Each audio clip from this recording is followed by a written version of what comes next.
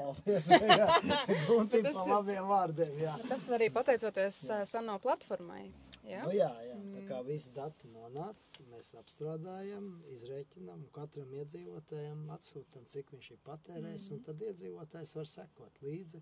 Un tad salīdzināt ar iepriekšējo gadu, jā.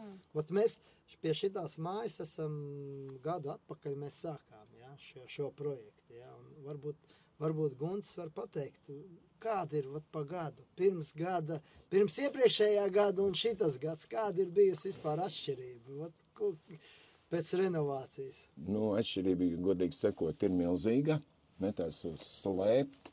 Vēl jau vairāk, es piemēram, pat vakarā vienas citas mājas iedzīvotājiem sūtījusi savus personīgos rēķinus gadu, 2 atpakaļ par apkuri, un šīs apkuras sezonas datus, lai cilvēkiem ir reāli iespēja salīdzināt, cik tad liela tā starpība ir pirms renovācijas un pēc renovācijas. Un īstenībā atkal jāsaka, milzīgs foršs pluss ir tas, kad ir lūk šī te siltumpatēriņu uzskaite, jā, par kuru mēs abi divi sezonas sākumā ilgi dikti diskutējām, kā būtu labāk un kā būtu pareizāk. Paldies atkal taviem ieteikumiem un arī ar to procentuālo sadalījumu pamatmaksai un patērētās enerģijas samaksai, jā. Mēs esam gana veiksmīgi ar to visu tikuši cauri, un pēc sezonas noslēguma kopsapulcē mēs tā arī teicām, forši.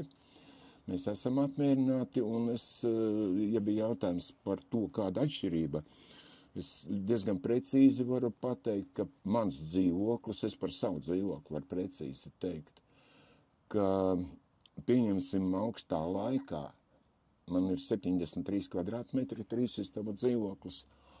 Es pirms renovācijas maksāju 160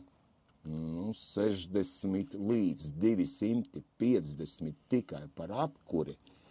Tad šīs apkuras sezonas laikā, kad man ir iespēja pašām pieregulēt tik, cik man tiešām vajag, un teikšu godīgi, man kāds mazais 15-gadīgs puisis, kas ir augumā ražnāks par mani, pa dzīvokli staigā basām kājām, jo mums ir 21-22 grādi istabā, un es nevienu mēnesi neesmu vairāk samaksājis par apkuri kā 60 eiro.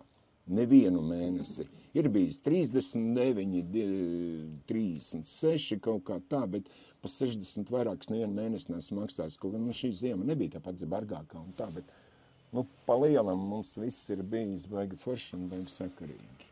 Tā atšķirība ir, milzīga.